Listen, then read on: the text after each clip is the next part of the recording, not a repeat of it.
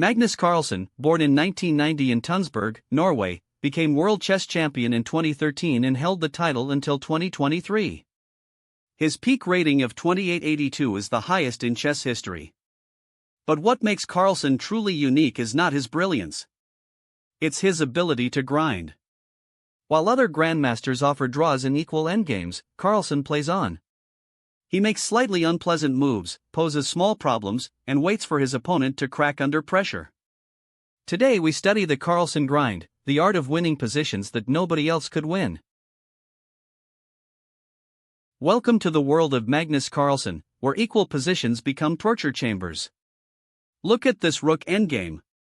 Engines evaluate it as dead equal, roughly 0.0. Most grandmasters would agree to a draw here without a second thought. But Carlsen sees something different. He sees a position where he cannot lose, but his opponent might make a mistake over the next 40 moves. White has a passed e-pawn that's blockaded. Black has an outside passed a-pawn. The material is balanced. But here's the key: White can maneuver without risk. The rook on c3 is active. The king on f2 can probe. Black must be precise on every single move, because one slip, one inaccuracy, and that e-pawn becomes a monster. This is what Carlsen calls playing for two results. He's playing for a win or a draw, never for a loss.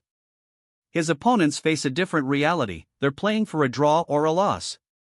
That asymmetry, that relentless pressure with zero risk, is the essence of the Carlsen grind. This is a drawn rook and knight endgame. Computer says 0.0. But watch what Carlsen does in positions like this. Instead of repeating moves or offering a draw, he plays RB4. Not RB1. Not RA5. RB4. Why? Because RB4 is slightly unpleasant. It doesn't threaten anything immediately. It doesn't win material. But it asks Black a question: where does your rook go? If the rook stays on c7, White might play RB6 next, pressuring the knight. If the rook goes to c2 to attack f2, the knight on f3 defends. Every move Carlsen makes is designed to be just uncomfortable enough that his opponent has to think. And thinking uses time. And energy. And concentration. Over 50, 60, 70 moves, that adds up. The opponent starts to fatigue. The moves get slightly less accurate. And then, in move 73, one mistake. That's all Carlsen needs. The philosophy is devastatingly simple: you don't need to play brilliantly. You just need to keep asking questions until your opponent runs out of answers.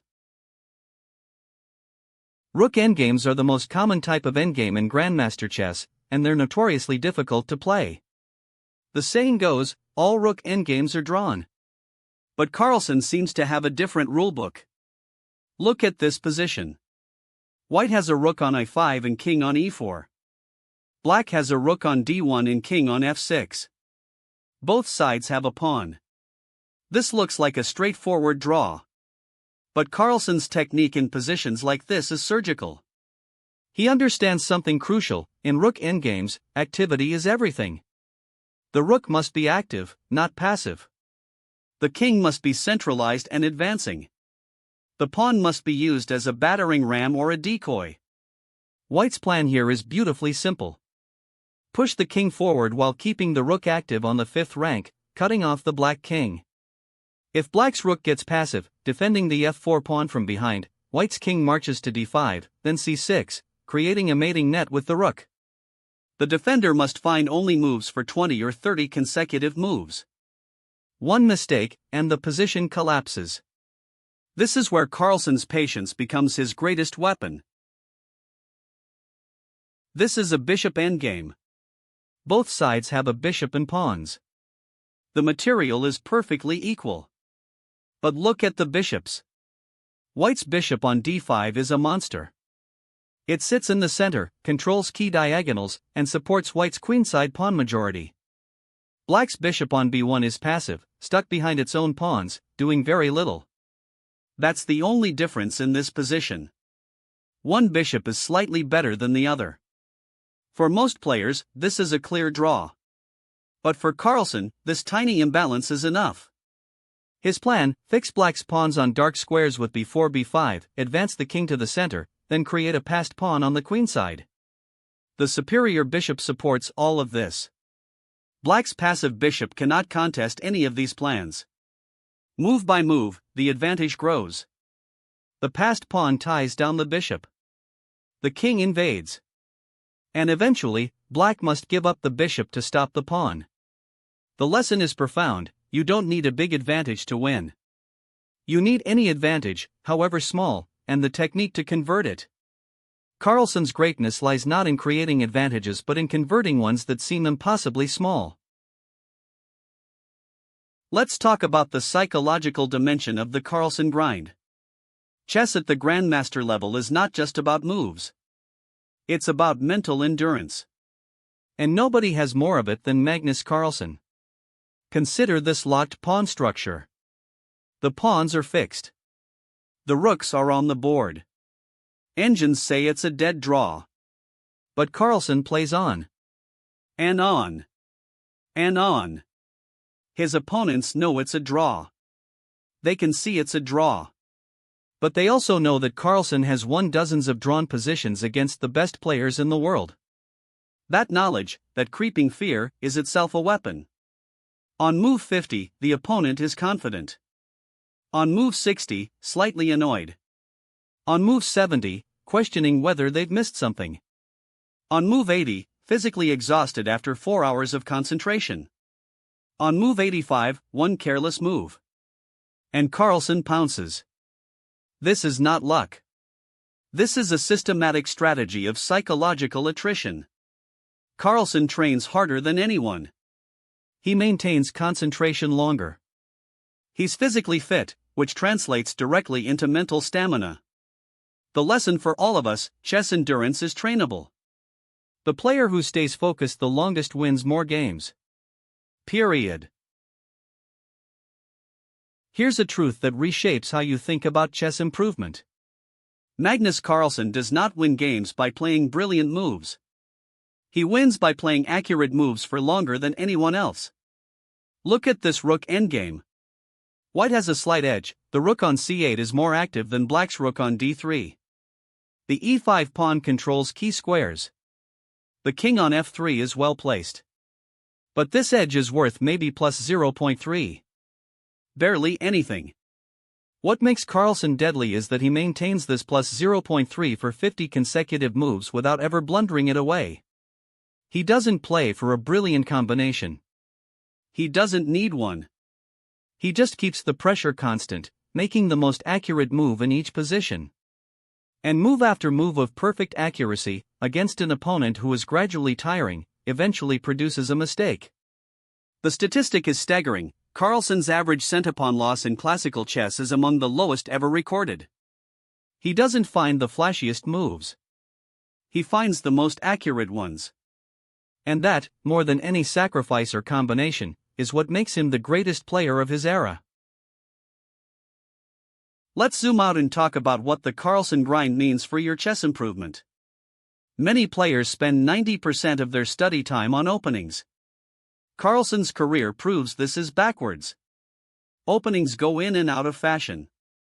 A novelty on move 12 might be refuted next week. But endgame technique is eternal.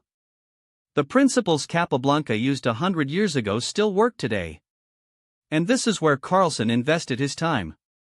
His endgame skill is so far above his peers that he can steer almost any game into an endgame and outplay his opponent. Look at this king and pawn position. It's incredibly simple: 4 pawns, 2 kings. But the subtlety is enormous. Does white play g5, fixing the pawn structure? Or kd5, invading? Or kf5, targeting f6? Each choice leads to a completely different outcome, and only one wins. This is what endgame study gives you: the ability to navigate positions where every single tempo matters. If you want to improve your chess by 200 rating points, study endgames. Not openings. Not middle game tactics. Endgames. Because endgame skill is the one weapon that works in every single game. Let's summarize the Carlsen grind into lessons you can apply starting today. First, play for 2 results. Choose positions where you can win or draw, but never lose. This means embracing slightly better endgames instead of gambling in unclear middle games. Second, make slightly unpleasant moves. Don't always play the engine's top choice. Sometimes the second best move is psychologically harder for your opponent to face.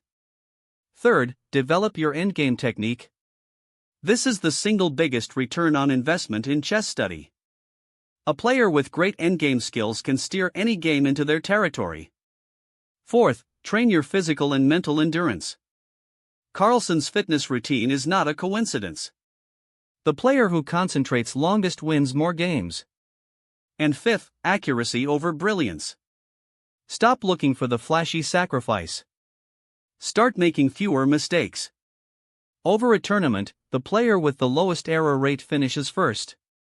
Magnus Carlsen has shown us that chess is not just about genius. It's about consistency, patience, and the relentless pursuit of accuracy.